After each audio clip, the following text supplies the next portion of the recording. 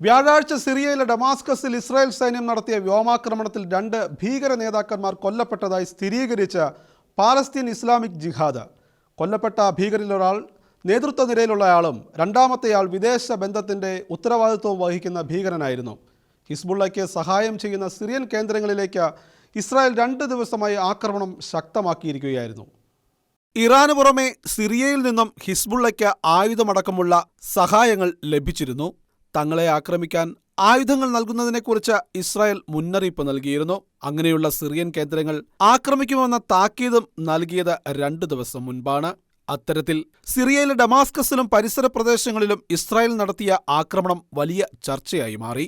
എന്നാൽ ഇപ്പോൾ Palestine Islamic ജിഹാദ് തങ്ങളുടെ 2 ഭീകര നേതാക്കന്മാർ ഇസ്രായേൽ ആക്രമണത്തിൽ കൊല്ലപ്പെട്ടു എന്ന് സ്ഥിരീകരിച്ച് രംഗത്ത് വന്നിരിക്കുകയാണ്.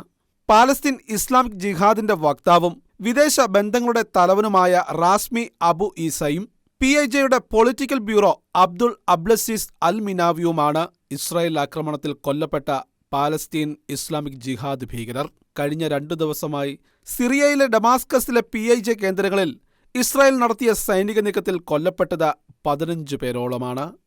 International desk, Shekinah news.